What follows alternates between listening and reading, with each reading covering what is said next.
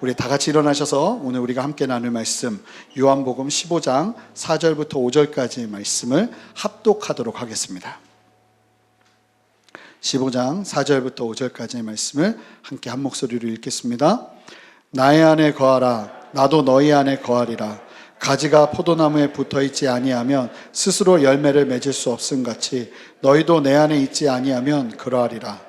나는 포도나무요 너희는 가지라. 그가 내 안에 내가 그 안에 거하면 사람이 열매를 많이 맺나니 나를 떠나서는 너희가 아무것도 할 수 없음이라. 아멘. 자리에 앉으시겠습니다. 질문을 하면서 말씀을 좀 시작하고 싶습니다. 정답이 있으니까 여러분들 잘 생각하셨다가 눈치 보지 마시고 대답하시면 되겠습니다. 나무가 열매를 맺습니까? 가지가 열매를 맺습니까? 잘 생각하세요. 불확실 가운데 하지 마시고 눈치 보지 마시고. 나무가 열매를 맺습니까? 가지가 열매를 맺습니까? 나뭇가지라고 하시면 안 돼요. 자, 제가 성경 다시 한번 좀 보도록 할까요? 이 말씀 속에 정답이 있습니다. 내 안에 거하라. 나도 너희 안에 거하리라. 가지가 포도나무에 붙어 있지 아니하면 가지 스스로는 열매를 맺을 수 없음같이 너희도 내 안에 뭐하지 아니하면, 붙어 있지 아니하면, 거하지 아니하면 어떻게 된다는 얘기예요? 열매를 맺을 수 없다. 그럼 가지가 열매를 맺기 위해서는 어떻게 해야 된다? 나무에 붙어 있어야 된다는 얘기예요. 근데 누가 나무냐? 나는 포도나무고 너희는 가지인데 그가 내 안에 내가 그 안에 거하면 그 사람은 열매를 많이 맺나니, 잘 보세요. 나를 떠나서는 너희가 아무것도 할 수 없음이라. 다시 한번. 나를 떠나서는 너희가 아무것도 할 수 없음이라. 그럼 나무가 열매를 맺습니까? 가지가 열매를 맺습니까? 나무가 열매를 맺는 거죠. 가지에는 열매가 뭐 하는 거예요? 맺히고 달리는 거예요. 나무가 열매를 맺는다 그러고 가지에는 열매가 맺혔다 달렸다 그러는 겁니다. 정리하셔야 됩니다. 어려운 거 아니에요? 열매는 나무가 맺는다, 가지가 맺는다? 나무가 맺는 거다. 가지에는 나무 열매가 맺히는 거다. 그럼 가지에 열매가 맺히기 위해서는 가지는 뭐만 하면 돼요? 나무에 붙어 있기만 하면 돼요. 가지가 할 일은 아무것도 없습니다. 딱 한 가지예요. 나무에 뭐 하면 된다? 붙어 있기만 하면, 그래서 나무의 생명이 가지로 흘러가기만 하면 가지에는 나무 열매가 저절로 맺혀진다는 거예요. 근데 누가 나무야? 예수님이 나무예요. 우리는 뭡니까? 그러면은 내가 주님께 뭐 하기만 하면, 붙어 있기만 하면 내 속에 뭐가 맺힌다는 거예요? 열매가 맺힌다는 거예요. 이 열매, 여러분, 배나무에 맺힌 열매를 뭐라 그럽니까? 배. 사과나무에 맺힌 열매를 사과. 그럼 예수라고는 나무에 맺힌 열매를 예수 열매. 다른 말로 성령의 열매, 사역의 열매, 전도의 열매. 그 열매는 내가 맺는 거다, 예수님이 맺는 거다? 나는 뭐만 하면 돼요? 붙어 있기만 하면 돼요. 이해되시겠죠? 그러면 여러분 이 성령의 열매 한번 외워볼까요? 시작. 사랑과 희락과 화평과 오래 참음과 자비와 양성과 충성과 온유와 절제니 그래요.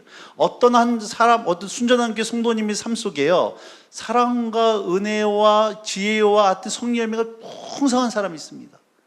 우린 그분 보고 누구 닮았다 그래요? 예수님 닮았다 그럽니다. 어쩜 저렇게 예수님 닮을 수 있냐? 여러분, 우리 신앙생활의 목표도 누구 닮아가는 거예요? 예수님 닮아가는 거죠. 그래서 찬양도 있잖아요. 예수 닮기 원합니다. 진심으로. 여러분, 정말 진심으로 주님 닮기 원하세요?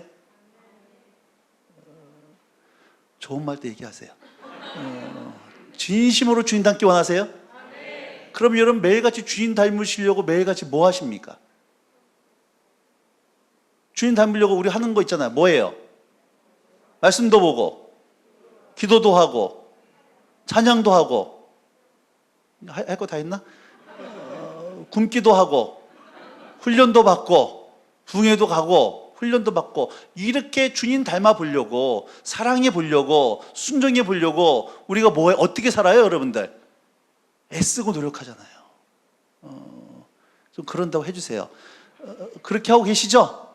그런데 그렇게 주님 닮아보려고, 주님 뜻대로 살아보려고 애쓰고 노력하는데 열매가 잘 맺혀요, 안 맺혀요?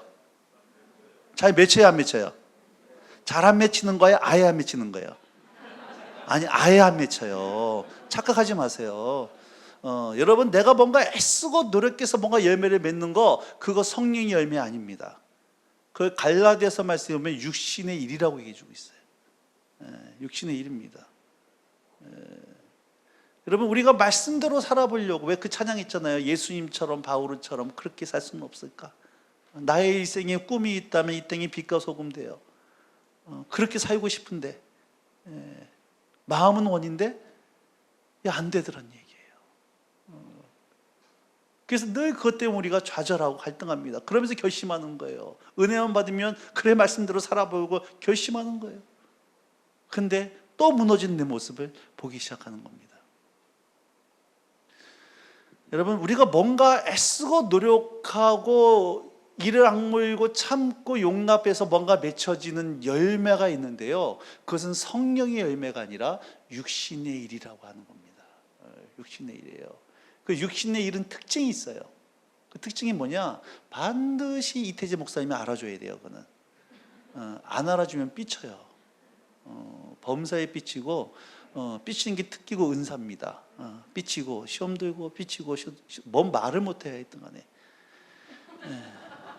옆에 사람 보고 좀 지극히 쳐다보면서 얘기해 주세요. 지금 네 얘기하는 거다. 얘기하세요. 그리고 그렇게 내가 뭔가 애쓰고 노력해서 맺는 열매는 반드시 누군가 알아줘야 될 뿐만 아니라 그게 내 자랑이 됩니다. 그게 내 교만의 근거가 되는 거예요. 그래서 새벽 예배 나오는 사람은 새벽 예배 나오지 않는 사람을 정죄하고, 11조 하는 사람은 11조 하지 않는 사람을 평가하는 겁니다. 여러분, 한국교회에서 누가 제일 무서운 줄 아십니까? 새벽 예배 한 번도 안 빠지는 권사님 너무 무서워요. 11조 꼬박꼬박 하는 집사님 너무 무서워요. 그게 자기의 의이고 자기 자랑이기 때문에 그래요.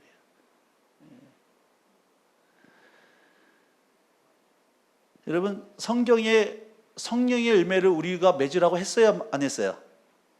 했습니까? 안 했습니까? 한 적이 없어요. 한 적이 없습니다. 그렇게 의심이 가득한 눈으로 쳐다보지 마세요. 없어요. 너희가 애쓰고 노력해서 성령을 맺으라고 한 적이 없습니다. 이렇게 얘기해 주고 있어요. 성령을 따라 행하라. 성령을 따라 행하면 열매가 맺혀지는 것이지, 너희가 애쓰고 노력해서 뭔가 주님 닮아보려고, 주님을 해보려고 애쓰고 노력하라고 한 적이 없다는 얘기예요. 근데 우리는 어떻게 사느냐? 노력을 해요. 결심을 합니다. 주님 뜻대로 살아보려고, 주의를 해보려고 최선을 다한다는 거예요.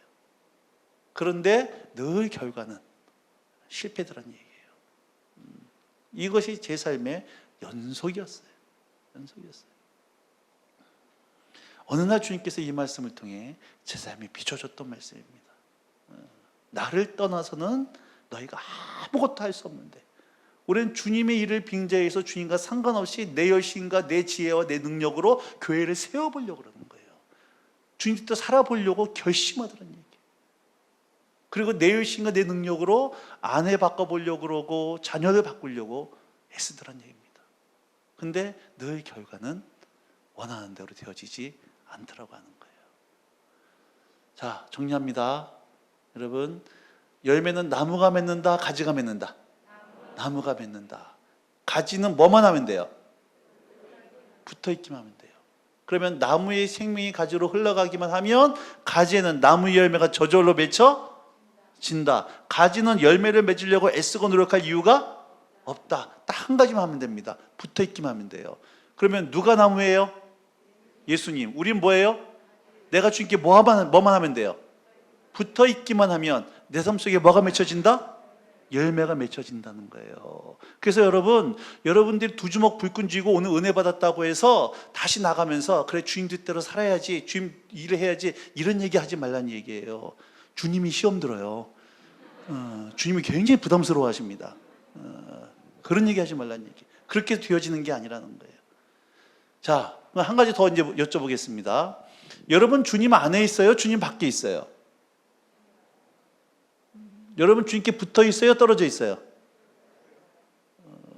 눈치 보면 대답하지 마시고 분명히 얘기하셔야 됩니다. 여러분 주님 안에 있습니까? 주님 밖에 있습니까? 주님께 붙어 있어요? 떨어져 있어요? 붙어 있죠?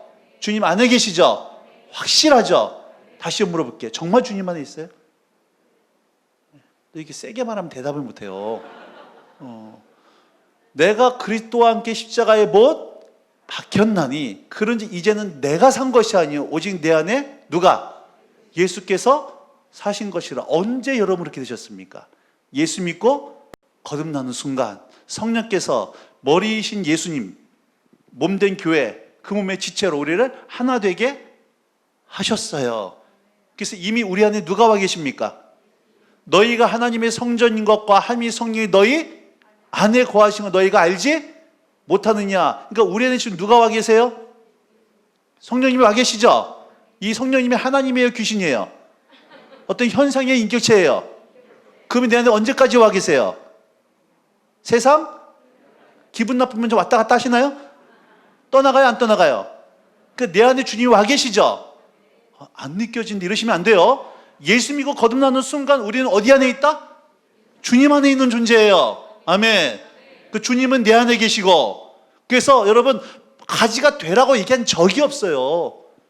나는 포도나무는 가지 다라고 얘기했지 열심히 애쓰고 노력해서 가지가 되라고 한 적이 없다는 얘기입니다. 이거 믿으셔야 됩니다. 이미 예수 믿고 거듭나는 순간 주님께서는 우리를 주님 안에 집어넣으셨고 주님과 내가 하나란 얘기예요. 아멘. 자, 다시 한번 여쭤볼게요. 주님 안에 있어요? 주님 밖에 있어요? 주님께 붙어 있어요? 떨어져 있어요? 붙어 있죠? 확실하죠? 그럼 열매가 잘 맺혀져요? 안 맺혀져요? 아멘. 맺혀져야 되는데 왜 열매가 왜 이렇게 찾기가 힘드냐는 거예요. 모태신앙이고 예수 믿은 지 20년, 30년 지났음에도 불구하고 내 승진머리 하나 안 바뀌어요. 저는 여러분 신앙생활하면서 집 바치고 자동차 바치고 이렇게 바친 사람 봤어도요 자기 승진머리 뽑아서 바친 사람 별로 못 봤어요.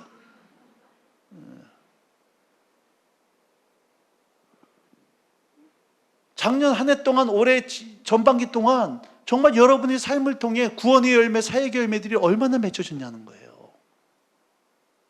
이건 내가 애쓰고 노력하는 것이 아니라 내가 주님께 붙어 있기만 하면 저절로 맺혀져야 될 열매인데 사실 우리 삶을 돌이켜보면 그다지 열매라고 할 만한 것이 없더라고 하는 겁니다.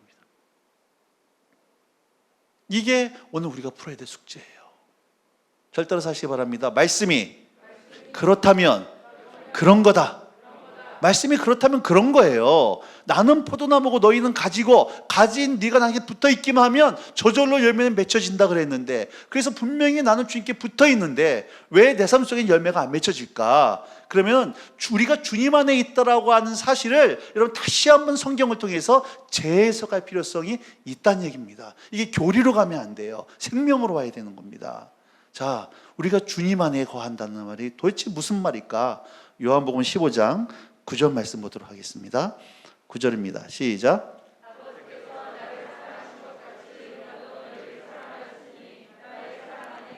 아버지께서 나를 사랑하신 것처럼 아버지께서 나를 사랑하신 똑같은 강도와 크기와 넓이로 나도 너희를 똑같은 사랑으로 사랑하였으니 너희는 나의 어디 안에 거해라?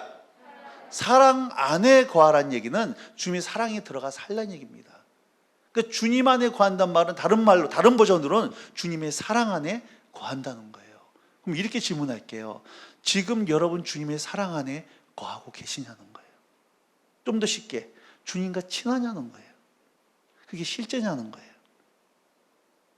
여러분들이 예배를 드렸냐 봉사했냐 헌금했냐 묻는 것이 아니라 우리가 고백한 신앙 고백처럼 오늘 내 안에 계신 그 예수님, 내 안에 계신 예수님, 실제이신 예수님, 능력이 아니고 현상이 아니라 귀신이 아니라 살아계신 인격이신 하나님과 실제로 친밀한 관계 속에 여러분 지난 한 주간 살아오셨냐는 거예요. 주와 같이 길 가는 것 즐거운 일 아닌가. 우리 주님 걸어가시 발자취를 밟겠네. 한 걸음 한 걸음 주 예수님과 함께 지난 한 주간 세상 속에서 살아왔고 그 살아왔던 삶의 열매를 오늘 지금 주일 오전 예배 산제사로 드리고 있냐는 거예요. 이게 실제냐는 거예요. 여러분, 우리는 주님과 친하지 않으면서도 예배할 수 있어요, 없어요? 있고, 여러분 헌금하면서도 친하지 않으면서 얼마든지 헌금할 수 있고, 사역할 수 있고, 심지어 목회하고 선교까지 할 수 있어요. 이걸 뭐라 그러냐? 종교생활이라고 하는 겁니다. 종교생활. 절 따라서 하세요. 신앙은 관계다. 다시, 신앙은 관계다. 그러니까 신앙이 좋다는 얘기는 뭐가 좋다는 얘기예요? 관계가 좋다는 얘기예요. 여러분, 예수님은 우리 관념과 사유의 대상이 아니라 지적 동의의 대상이 아니라 인격적인 관계의 대상이라는 얘기예요. 그러니까 신앙이라는 것은 살아계신 하나님과의 관계를 얘기하는 것이지, 여러분, 어떤 형식과 행동이 문제가 아니라고 하는 겁니다. 정말 그 주님과 친하냐는 거예요.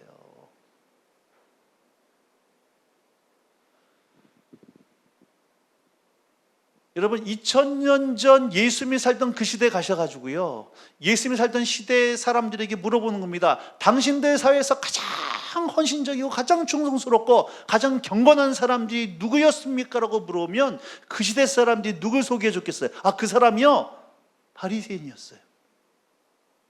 바리새인들의 열심은 죽었다 깨도 우리가 못 따라갑니다. 그런데 여러분, 예수님께서 바리새인들을 향해서 평가가 있어요. 독사의 자식들, 회칠한 무덤들, 살았다 하는 이름은 가졌으나 실상은 죽은 자요, 경건의 모양은 있지만 경건의 능력은 부인하는 자. 안타까운 것은 한국에 있는 너무나 많은 성도들이 여러분, 종교 생활을 신앙 생활로 착각하고 있다는 겁니다. 주일 성수하고 헌금하고 봉사했으니까 나는 신앙생활 잘하고 있다라고 착각한다는 거예요. 여러분, 그게 신앙생활 아닙니다. 물론 그것은 굉장히 중요한 일이에요. 그 부인하는 게 아닙니다. 그러나 그 자체가 신앙생활은 아니라는 거예요. 왜냐하면 우리는 얼마든지 우리 생명의 근원 되신 예수님과 상관없이 얼마든지 경건한 종교의 모습으로 포장할 수 있기 때문이라고 하는 겁니다. 그래서 여러분, 한국에 있는 아가씨들이 제일 싫어하는 시어머니 스타일, 어떤 스타일? 한국에 있는 아가씨들이 제일 싫어하는 시어머니 스타일, 권사 스타일. 하나 더 붙어요. 강남 권사 스타일. 교회에서 너무 우아해요. 너무 열심히 섬기는데 집에 가서 며느리 잡아가지고 그냥. 교회에서는 충성스러운 중직자인데 회사 가서는 갑질하고 앉아있어요. 여러분, 뉴스에서 우리 너무 많이 보잖아요. 전부 종교 껍데기입니다. 문제는 여러분, 우리의 손을 들어서 한국교회가 왜 이러냐라고 지적하기 전에 오늘 나 어떠냐는 거예요. 오늘 내가 믿는 예수의 복음 때문에 정말 부부관계 회복됐냐는 거예요. 오늘 여러분들이 고백한 신앙 고백 때문에 여러분, 정말로 나를 어렵게 했던 그 사람이 용서가 되어졌냐는 거예요. 나 하나 바꾸지 못하는 복음, 내 삶 하나 변화시키지 못한 예수가 어떻게 내 삶에 능력일 수가 있고, 그 복음이 어떻게 여러분 내 삶의 복음으로 역사할 수 있겠냐는 거예요. 전부 종교 껍데기입니다. 착각한 거예요. 그래서 여러분, 인구 1000만의 기독교인들을 얘기했던 한국교회가 경건의 모습은 풍성했지만 지금 유튜브만 클릭해도 전 세계 유명한 목사님들 설교는 내 손에서 언제든지 볼 수 있는 이렇게 풍성한 시대가 됐지만, 왜 우리 성도들의 삶 속에, 왜 우리 삶 속에는 세상과 맞짱뜨고 세상 속에 들어가서 세상을 변화시킬 수 있는 왜 생명의 능력은 왜 찾아보기가 이렇게 힘들까? 한 가지입니다. 생명 되신 예수님께 여러분, 이 교제가 끊어있기 때문에. 물론 존재론적으로 우리는 주님께 붙어 있지만 아까 얘기했습니다. 나무의 생명이 가지로 흘러가야 되는데 이 예수부터 생명이 흘러오지 않으니까 여러분, 바짝 메마른 가지가 되더라는 얘기예요. 한겨울에요, 산에 올라가다가 어떤 나뭇가지를 붙잡으면 뚝뚝 부러집니다. 붙어 있는데 뚝뚝 부러져요. 왜 그렇습니까? 나무로부터 뭐가 안 오니까? 진액이 안 와요. 근데 어떤 나뭇가지 붙잡으면 휘어져요. 휘어지다가 나중에 찢어집니다. 찢어진 나뭇가지 속에 보면 진액으로 꽉 차 있어요. 오늘 내가 메말라 있는지 생명 충만한지 뭘로 증명되느냐? 기도하는 거 보면 알아요. 메말린 사람은 기도가 안 됩니다. 입술이 안 열려요. 몇 번 기도하면 할 말이 없어요. 찬양을 해도 감동이 없고 예배 말씀을 일주일 동안 안 봐도요 여러분 전혀 내내 갈등이 없고 예배를 드려도 하는 임재가 안 느껴진다는 얘기예요.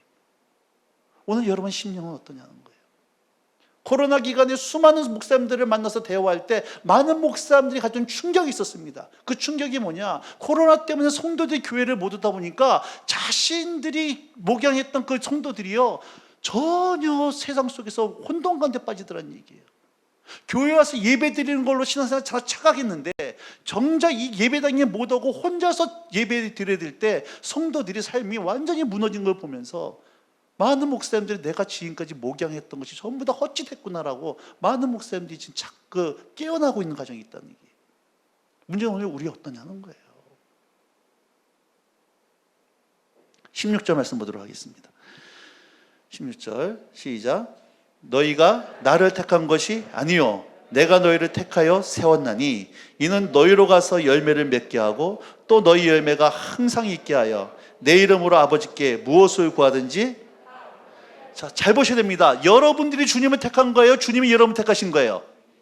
주님이 여러분 택하신 거예요. 근데 우리를 왜 택하셨습니까? 뭐 맺게 하려고? 열매 맺게 하려고. 열매 맺게 하려고. 8절로 가볼까요? 시작.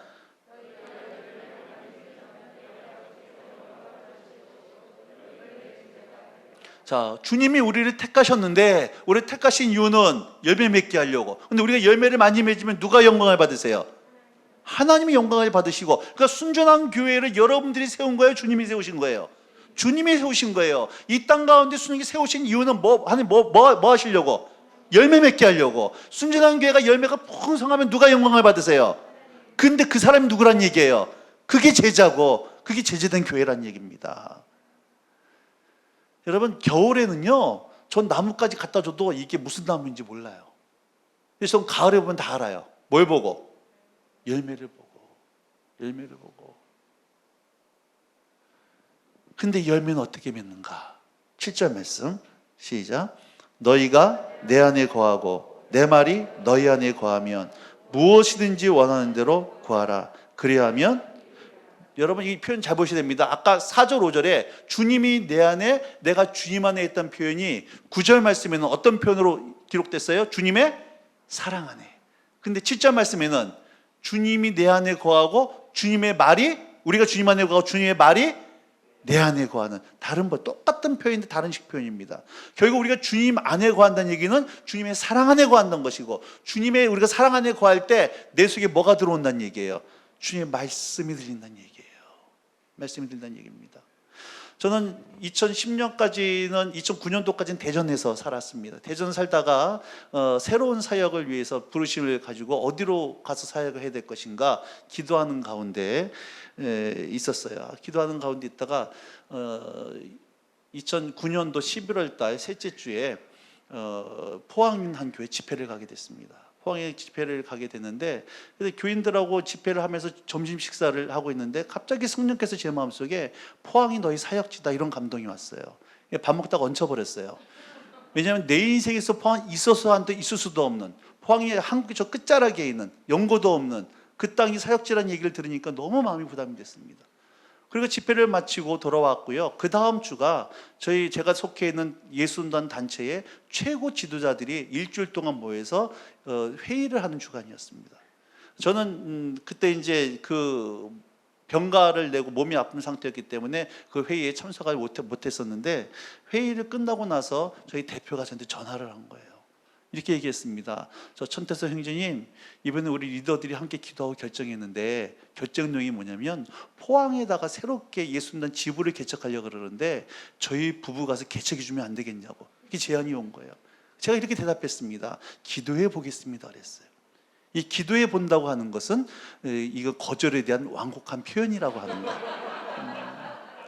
갈 마음이 없었어요. 근데 대표가 가라니까는 안 가려는, 서로 미쳐 민망하니까 기도해 보겠습니다라는 속음이는 안 가겠다는 얘기였어요. 그러면서 제가 제 아내한테 그렇게 얘기했습니다. 야, 우리 대표가 우리 뭐 포항 가랜다 이 말도 안 되는 얘기를 했는데 이 주책 맞은 아내가 그때 기도했으면 안 돼요. 기도를 한 거예요. 기도가 일주일 후에 저한테 와서 하는 얘기가 하나님이 포항 가로 응답하셨다는 거예요. 아, 열이 확 받치더라고요. 아내한테 막 뭐라 그랬습니다. 네가 정신이 있는 사람이냐 없는 사람이냐, 우리가 포항에서 어떻게 사냐, 막 화를 냈어요. 제가 왜 화를 냈냐면 포항이란 땅 자체가 나빠서 그런 것이 아니라 그 당시에 제가 몸이 아프다가 회복이 된 상태였고, 근데 문제는 저는 회복이 됐는데 그때 저희 가족이 다 아팠어요. 큰아들 녀석이 시력이 급속도로 저하되면서 틱이 왔고, 둘째 아들 녀석이 언어장애 판정을 받았고, 셋째 딸내미가 구루병이 와가지고 꼽추가 되는 다리가 휘어지는 구루병 판정을 받았고, 아내가 면허체가 다 파괴되어져 가지고 머리카락이 다 빠진 상태에서 급성 탈모가 와서 가발을 쓰고 다녔습니다. 대전에서부터 서울까지 병원 치료 왔다 갔다 하면서 매일 병원을 모든 가족들 다닐 수밖에 없었던 그런 환경 가운데 있었던 때예요. 근데 그런 상태에서 포항으로 내려간다는 것은 이 모든 치료를 중단하고 내려가는 거였습니다. 이 아빠로서, 남편으로서는 이 납득이 될 수 있는 아니에요. 대전부터 서울까지는 그래도 좀 다닐만 했고, 또 바우처라는 제도가 있어서 나라 지원도 받았는데 포항은 전문 병원도 없고 바우처 지원 받을 수 있는지도 모르겠고, 또 하나는 이것이 뭐 불치병은 아니지만 치료를 받지 못하면 고착될 수밖에 없는 질병이었기 때문에 도저히 이거는 갈 수 있는 환경이 못 됐기 때문에 내가 화를 냈던 겁니다. 근데 제가 제 아내 말을 무시할 수 없는 이유 중에 하나가 뭐냐면은 제 아내는 친정이 없어요. 저희 장인 되신 분이 제 아내가 어렸을 때 바람이 나가지고 딴 여자랑 살림 차리고 저희 아내랑 장모님 쫓아냈습니다. 옛날에는 그게 뭐 가능했으니까. 그래서 제 장모님이 화병을 일찍 돌아가시고 제 아내는 고아님 같이 혼자 자란 자매예요. 가정의 깨어짐을 경험해 봤기 때문에 정말 자식들만큼은 최선을 다해 키웠던 아내가 제 아내였는데요. 그런 아내가 모든 치료 중단하고 포항으로 내려가자는 것은 제가 제 아내 수준을 알거든요. 제 아내 믿음의 수준에서 나오시는, 이건 얘기가 아니에요. 하나님 말씀했기 때문에 나온 거예요. 제가 알았어요. 아, 포항 가는 게 하나님의 뜻이구나. 근데 현실은 갈 수 있는 환경이 못 됐습니다. 그래서 아내 보고 들어가 잠자라 그러고 거실에 나와서 그때부터 뒹굴기 시작했어요. 하나님 포항 가는 게 하나님의 뜻인 건 맞는 것 같은데 우리 애들 어떡합니까? 아내 어떡합니까? 새벽 3시, 4시까지 끙끙거려서 쓰러져 잠들고 이런 시간들을 며칠을 보낼 수밖에 없었습니다. 분명히 이성우는 알아요. 포항 가야 된다는 거. 왜? 확신이 있었으니까. 대표를 통해, 나를 통해, 아내를 통해 말씀했으니까. 근데 현실은 그럴 수 있는 형편이 아니었어요. 열흘 정도 거실에서 낑낑거리고 있다가 끙끙거리고 있는데 한 새벽 3시쯤 됐어요. 그날도 주님 앞에서 기도하는 것도 아니고 하여튼 앉아서 주님 얼굴 바라보고 있는데 그때 갑자기 제 마음속에 한마디의 주의 음성이 내 속에 들어오기 시작했습니다. 이런 주의 감동이 있었어요. 네가 네 새끼들 책임질래? 내가 네 새끼들 책임질까? 이 한마디였어요. 네가 네 새끼들 책임질래? 내가 네 새끼들 책임질까? 근데 가만히 생각해 보니까 제가 저 애들 책임진다고 해봤자 병원 데려오게 못해요. 하나님이 책임진다는 얘기는 뭐예요? 치료하시겠다는 거예요. 그래서 하나님이 책임진다 그러면 내가 내려가겠습니다. 그렇지만 치료해 주셔야 된다고 약속하자고. 그래서 2010년도 2월 23일 날 대전집을 정리하고 포항으로 내려갔습니다. 정말 추웠어요. 날씨가 추운 것도 있지만 마음이 너무 추웠습니다. 그리고 그때 MH 법칙이라고요. 경제학 용어인데 혹시 아시죠? MH 법칙. 맨 땅에 헤딩 법칙. 아파트 방 하나 전세로 얻어가지고 안방은 집이고 거실은 사무실이고 안에는 단둘이 뒹구 나오면 사무실이고 뒹구 들어오면 집이고 이러면서 전인가사도 저하고 아내 협동하면서 저희 애들 온 가족이 스태파 하면서 그 가정에서부터 개척 아닌 개척을 시작했습니다. 10원 한 장 없이 도와준 사람 없이 개척하면서 아픈 애들 데리고. 근데 그때 붙들었던 말씀, 네가 네 새끼들 책임질래? 내가 네 새끼들 책임질까? 그리고 하나님께 기도했죠. 하나님, 제가 가라에서 왔습니다. 나머지는 좀 책임지셔야 됩니다. 여러분 10년 지났어요. 어떻게 됐을까요?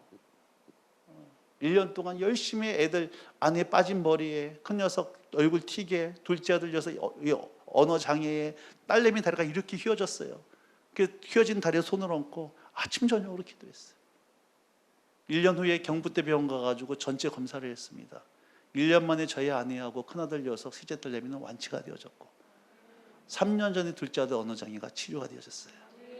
그리고 10년 동안 하나님은 제 포항 사역을 하면서 정말 그물이 찢어질 정도로 풍성하게 그 땅을 축복하고 아름다운 열매를 맺게 하셨어요.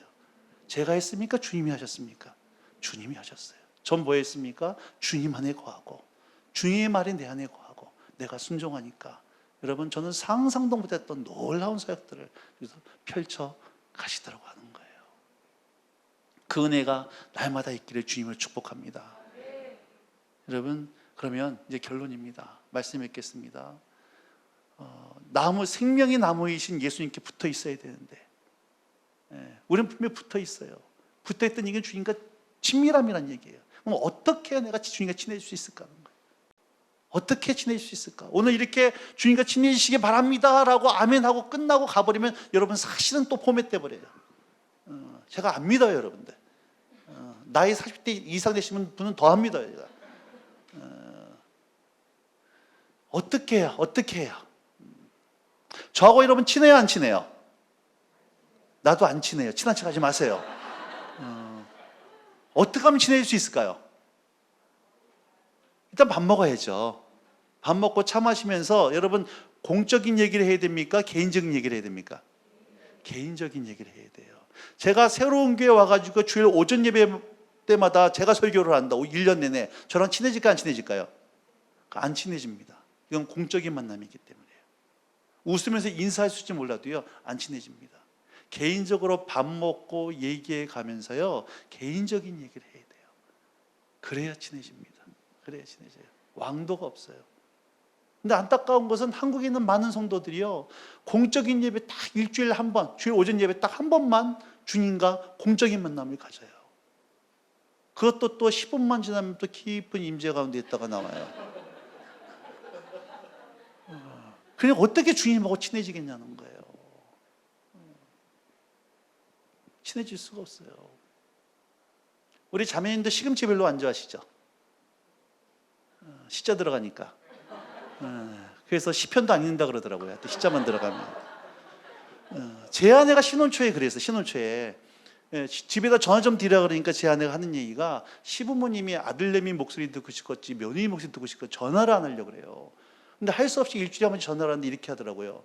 어머니 안녕하세요. 그러니까 저희 어머니가 그래 너 잘 있었니? 그리고 침묵이에요. 좀 있다가 제 아내가 어머니 안녕히 계세요. 그러니까는 너 잘 있어라 끊더라고요. 일주일마다 한 번씩 전화를 하면 이런저런 얘기를 할 수 있어야 되는데 올해 일주일마다 한 번씩 얘기를 하니까 할 얘기가 없는 거예요. 근데 여러분 친한 친구들하고는 찐지방 가가지고 별 얘기 안 하는데 얘기하다 보면 밤을 꼬박 새고 계란 한판 닦아 먹고 앉아 있어요. 근데 서로 속마음을 다 알더라는 거예요. 다 알더라는 거예요. 저는요 저희 부모님한테 전화를 해도 별 얘기 안 합니다. 식사하셨어요? 별일 없어요? 용돈 필요해요? 이런 얘기 안 하는데 요즘 제 아내는 전화 붙잡으면 1시간이에요. 그거 시댁가잖아요. 저희 어머니랑 밤을 꼬박 셉니다. 잠을 안 자고 두 여자가 뭔 얘기를 하는지 하여튼간에 깊은 얘기를 해요. 그러다 보니까 제가 어머니 뭐 필요한 거 있어요? 그러면 필요한 거 없대요. 저희 어머니는 무조건 필요 없대요. 없으시다는 분이에요. 근데 제 아내가 그러더라고요. 여보 어머니가 정말 필요 없어서 필요 없다고 말할 때의 목소리 톤과 필요한데 미안해서 필요 없다고 말할 때 그 흔들리는 동공의 표정과 함께 이게 틀리다는 거예요. 그래서 저희 어머니가 얘야 우리 집은 보일러 필요 없다 그러면 저는 정말 필요 없는 줄 알아요. 제 아내는 딱 알아듣습니다. 그리고 저한테 하는 얘기가 여보 올겨울에 어머니 보일러나 드려야겠어요. 딱 나와요.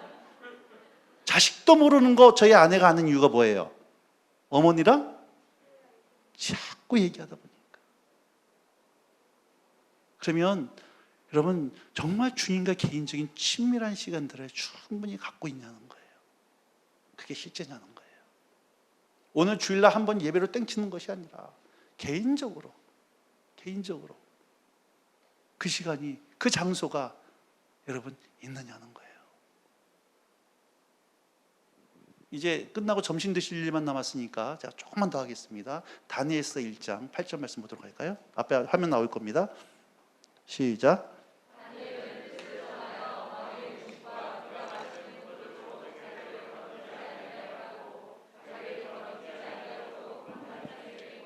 다니엘이 뜻을 정했다 그럽니다. 무슨 뜻을 정했느냐? 바벨론 1차 침략 때 포로로 끌려가서 바벨론 왕궁에서 최고의 교육을 받습니다. 산해진미 음식을 먹어요. 문제 이때 먹었던 음식이 우상에게 바쳤던 음식이었기 때문에 이방인 유대인에 있어서는 자기를 부정케 되는 방법이에요.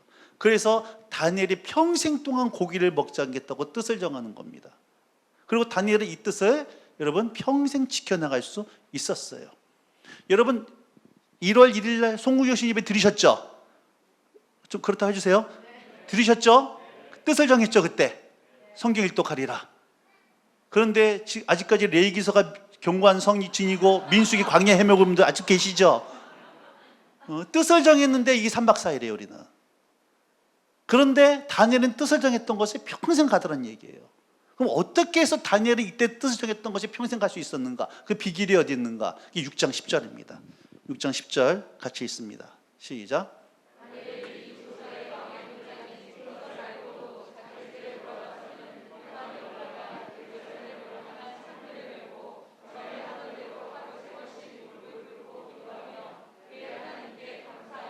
자, 여러분 다니엘서 5장과 6장은 여러분이 분리해서 읽어야 되는데요. 다니엘서 5장까지는 이게 바벨론입니다. 배경이. 6장은 메데파사예요. 바벨론은 이라크고 메데파사는 이란입니다. 그리고 근데 다니엘이 바벨론에서 그 직업이 뭐였습니까? 공무원이었고 총리였어요. 메데파사에서 직업이 뭐였어요? 공무원이었고 총리였다는 거예요. 여러분 지금 5장과 6장은 나라가 바뀌고 민족이 바뀐 거예요. 그냥 읽으면 안 됩니다. 여러분 고려에서 조선으로 바뀔 때 조선을 세웠던 이방원과 정도전이 고려의 충신들과 왕족들을 전부 다 숙청해버렸어요. 죽이는 이유는 한 가지입니다. 반란에 싹스 잘라버리는 거예요. 우리나라도 정권이 바뀌면 전인 정권이 세웠던 사람은 다 쫓아냅니다. 자기 입맛에 맞춰서 세울 수밖에 없는 거예요. 그러면 메데파사, 바벨론을 무너뜨린 메데파사는 바벨론의 모든 그 왕족들과 그 신하들은 전부 다 숙청을 했다는 얘기입니다. 그런데 희한하게 다니엘은요 바벨론에서 메데파사로 갔는데 똑같은 총리였다는 거예요. 이걸 누가 제일 싫어했을까? 메데파사를 세웠던 사람들이 눈에 가시예요. 자기 사람을 세워야 되는데 다니엘이 있으니까. 그래서 이 사람들이요 어떻게 하면 다니엘을 잡아 죽일 수 있을 것인가 뒷조사를 하기 시작합니다. 검찰, 경찰, 국세청, 기무사, 회계사 총동원해가지고 논문 이중계제한 것은 없는지, 혼외자식은 없는지, 부동산 투자한 것은 없는지, 다주택자인지 다 뒤져보기 시작하는 거예요. 근데 뭐 하나 걸리는 게 없어요. 걸고 넘어갈 게 없어요. 이렇게는 못 잡겠다 싶어서 왕에게 한 가지 제안을 하는 겁니다. 왕이시 앞으로 한 달 동안 왕 외에 다른 사람에게 절을 하면 사자밥이 되게 하십시다. 그리고 왕의 위엄을 높이시옵소서. 이렇게 얘기를 하니까 왕이 듣기 좋은 겁니다. 그렇게 하고 도장을 찍어버리는 거예요. 도장을 찍었다는 얘기는 이게 국법이 됐다는 얘기입니다. 왕도 못 바꿔요. 다니엘이 이 사실을 알았어요, 몰랐어요? 알았어요. 그게 오늘 6장 10절이에요. 다시 한번 읽어볼게요. 이 말씀 보면서 다니엘이 이 조서에 왕의 도장이 찍힌 줄을 알고도 어떻게 했습니까? 돌아가서는 어디로 올라갔어요? 윗방에 올라갔어요. 그리고 어떻게 했습니까? 향하여 열고 전에하던 대로 하루에 몇 번씩? 3번씩 어떻게 했어요? 무릎 꿇고 기도한 게 감사했죠. 잘 보세요. 다니엘이 기도한 장소가 있었어요, 없었어요? 기도한 장소가 있었죠. 기도하는 시간 있었어요, 없었어요? 기도한 방법 있었습니까, 없었습니까? 다니엘 기도하는 장소, 기도하는 시간, 기도하는 방법. 다니엘은 세상 없어도 저 장소에서 저 시간에 기도하는 사람이야. 이거 누구도 알고 있었어요. 모든 국민이 알았어요. 심지어 다니엘을 죽이려 했던 원수들도 알고 있었다는 겁니다.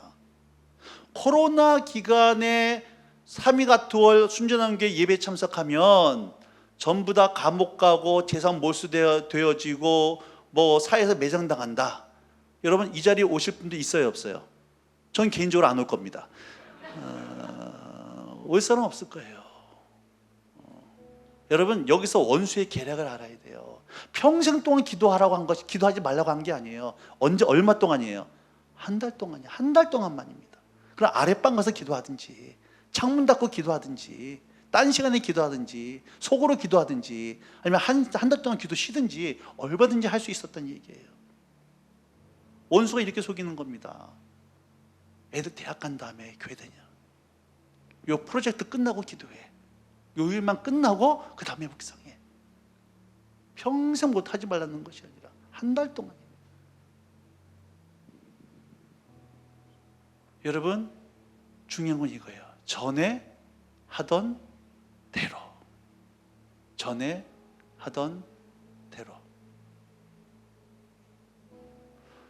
여러분, 전에 하던 대로 그 기도하는 장소, 주님의 얼굴을 바라보는 그 시간, 전에 하던 대로 그게 여러분 삶 가운데 있냐는 거예요. 제가 물을 먹습니다. 물이 중요해요? 컵이 중요해요? 물이 중요해요? 컵이 중요해요? 둘 다 중요해요. 물을 마시려고 해도 컵이 없으면 못 마십니다. 물이 뜨시면 컵은 형식이에요. 많은 사람이 착각합니다. 본질이 중요하지 형식이 뭐가 중요하냐고. 그런데요, 본질을 담는 형식이 없으면 본질마저도 변질돼 버려요. 여러분, 집에 귀중한 보석이 있는 분들, 보석 자체가 중요하니까 형식은 필요 없으니까 신문지 둘둘 말아서 놔둔 사람 없습니다. 내용물이 중요한 것일수록 소중한 거에 담가놓게 될 수밖에 없어요. 물론 본질은 바뀌지 않고 형식은 바뀌지만 바뀐다고 해서 중요한 것이 아니란 것은 아니란 겁니다. 중요하다는 얘기예요. 일주일에 한 번도 교회당 와서 예배 못 드리는 사람이 어떻게 매일같이 삶 속에서 주님께 예배할 수 있겠냐는 거예요. 내 삶이 다 주님께라고 고백하는 사람이 11조도 못하면서 어떻게 내 삶의 것을 다 주님께 드릴 수 있겠냐는 거예요. 말씀했습니다. 여러분, 주님 안에 거하고 주님과 생명을 누리는 것은 우리는 그 친밀함인데, 그 친밀함은 그냥 이루어지는 것이 아니라 반드시 여러분 전에 하던 대로 시간과 개인적인 시간을 내야 되고, 여러분 장소가 있어야 돼요. 오늘 그 시간이 없다 그러면 오늘 결단하시고 그 시간을 주고 약속하는 시간 되게 축복합니다. 그리고 이미 예전에 있었는데 여러 가지 이유로 무너지셨던 분들, 새벽 예배가 무너지고 가정 예배가 무너지고 묵상이 무너지고 개인 기도가 무너진 분들은 다시 회복된 역사 있기를 주님으로 축복합니다.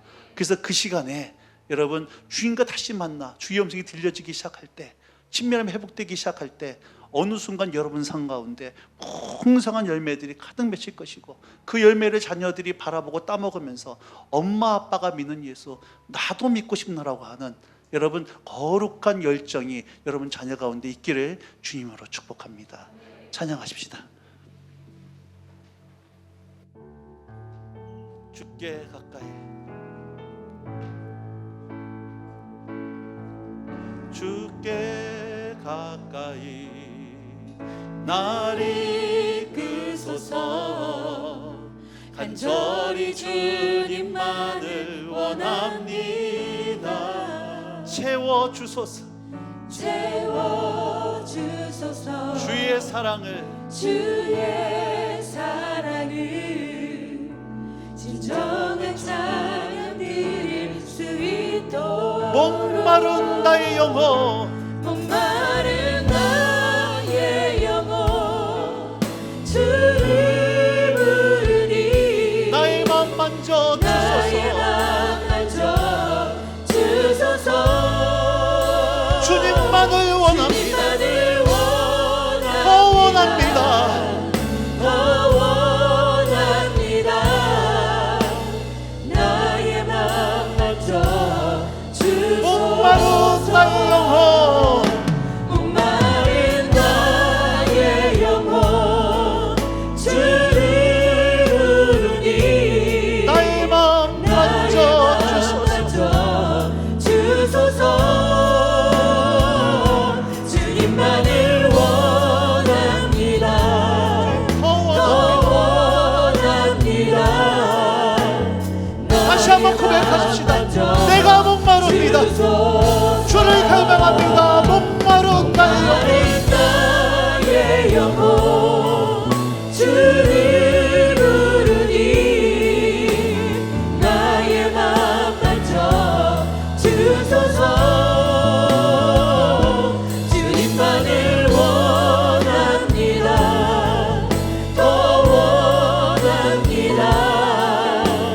나의 맘 만져 주소서. 이 시간 기도할 때 여러분 마땅히 사랑해야 될 것을 사랑하지 않고 사랑하지 말아야 될 것을 사랑하고 있음에도 불구하고 남들과 비교해서 나에게 없는 것 때문에 울어본 적은 있어도 주님의 임재가 사라져버렸고 말씀에 깨달아지지 않고 기도가 막혔음에도 불구하고 내 속에서 그것 때문에 울어본 적이 없다 그러면 여러분, 이미 우리 마음은 변질돼 버린 거예요.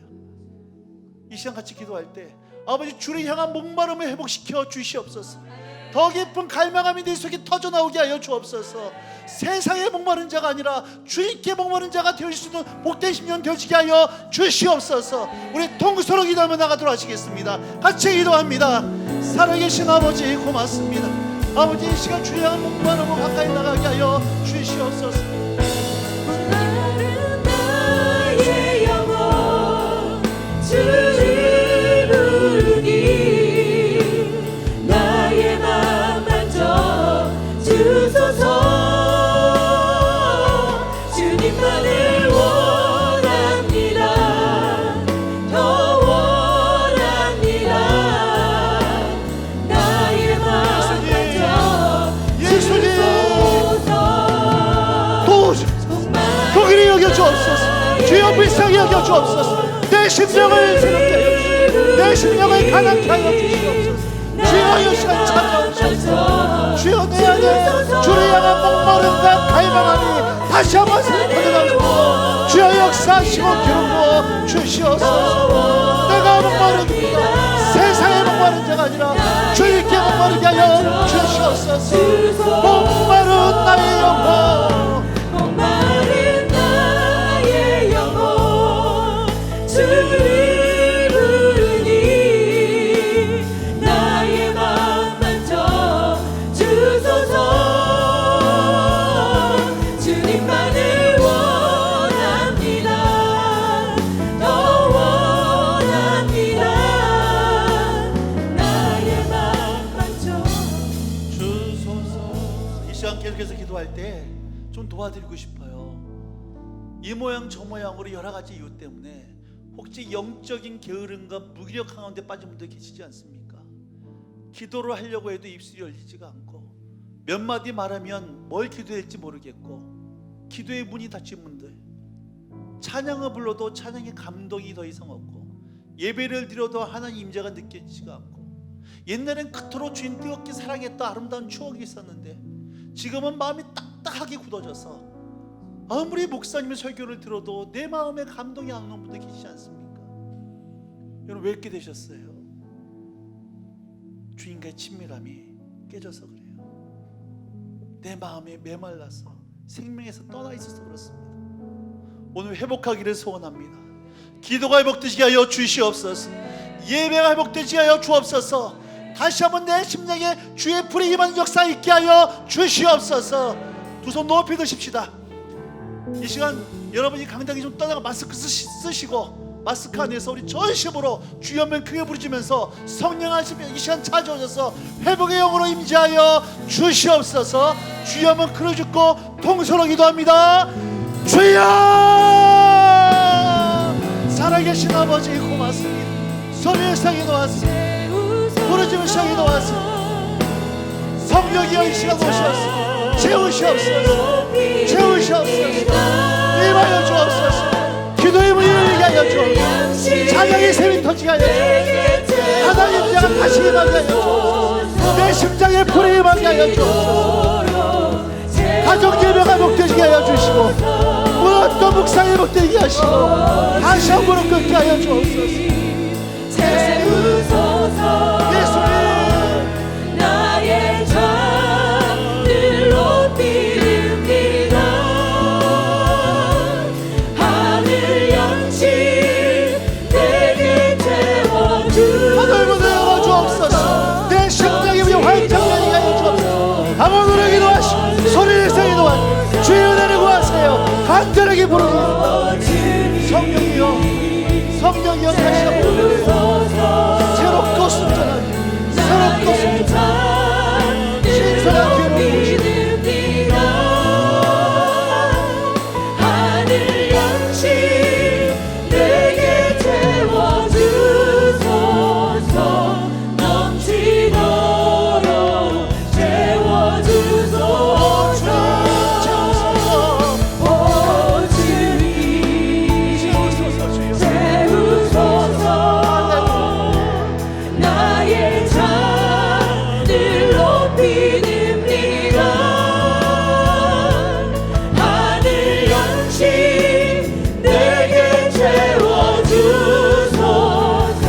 원하는 한 가지 채워주소서. 내가 원하는 한 가지 주님의 기쁨이 되는 것. 내가 원하는 다 같이 자리에 일어나십시다. 일어나서 이 찬양 주께 올려드립시다. 나 주님의 기쁨 되기 원합니다. 나 주님의 기쁨 되기 원하네. 내 마음을 새롭게 하소서. 마음을 새롭게 하소서. 새 부대가 되게 하여 주소서. 새 부대가 되게 하여 주소서. 주님의 빛 비추게 하소서. 주님의 빛 비추게 하소서. 전심으로 내가 원하는 내가 원하는 한 가지 주님의 기쁨이 되는 것. 내가 원하는 한 가지 주님의 기쁨이 마지막으로 내가 원하는 한 가지 내가 원하는 한 가지 주님의 기쁨이 되는 것. 내가 원하는 한 가지 주님의 기쁨이 되는 것. 마지막으로 결단하고 마치고 싶습니다. 이제 전에 하던 대로 여러분 이 자리에서 결단하세요. 예전에 기도의 시간과 주기에 나갔던 가정 예배와 공 예배가 있었는데 어느 순간 무너진 분들은 아버지 다시 회복해달라 기도하시고, 그런 시간이 없는 상태에서 지냈던 분들은 이 시간 장소를 결정하시고 시간을 결정하시고, 아버지 내 이 시간만큼 주님 앞에 독대하며 나가겠습니다. 그 시간에 나를 만나주시고 하늘의 음성이 들려지게 하셔서 주의 사랑 안에 거하게 하심으로 말미암아 풍성한 예배를 맺고 영광 돌리는 귀한 아름다운 가정과 자녀와 우리 순전한 교회 되어지게 하여 주시옵소서. 다시 한번 통성으로 결단하고 기도하며 나가도록 하시겠습니다. 함께 기도하십시다. 살아계신 아버지 고맙습니다. 그런 시간 되어지게 하여 아버지 순전한 교회 주님의 기쁨이 되는 것. 내가 원하는 한 가지 주님의 기쁨이 되는 것. 아버지 다시 한번 보이기를 배하고 그날의 것을 더 그리하여 아버지 사랑과 성령이 경배할 수 있도록 이 주님의 기쁨이 메말라지지 않는 되는 것. 정말 예배를 주는 내가 원하는 한 가지 주님의 기쁨이 되는 것.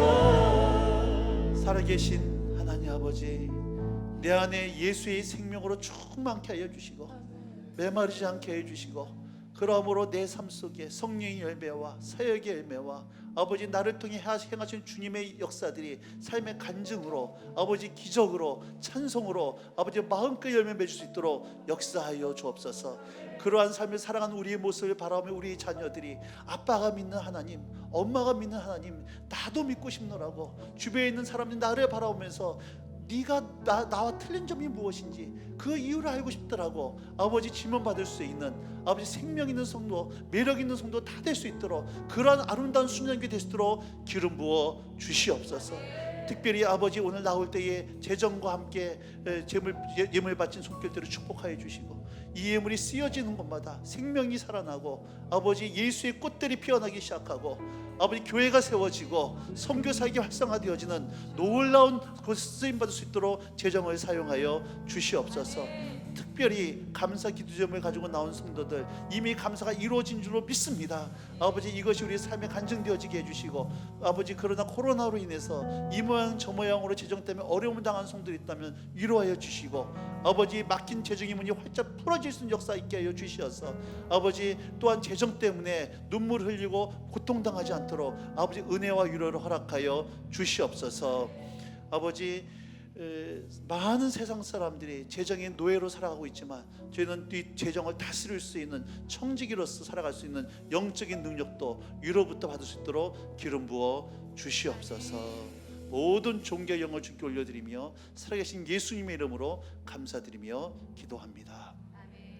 지금은 우리 주 예수 그리스도의 은혜와 살아계신 하나님 아버지의 그 크신 사랑하심과 성령님의 교통하심이 주님 내 안에 내가 주님 안에 거하며 주님의 깊은 사랑 속에 주의 음성을 듣고 순종하며 살아가는 길을 결정하는 사랑하는 성도의 머리 위에와 그 가정과 순전한 교회 위에 조국 교회 위에 북한 땅과 또한 선교사님들의 그 성역 위에 지금부터 영원토록 함께 하시기를 간절히 축원하옵나이다.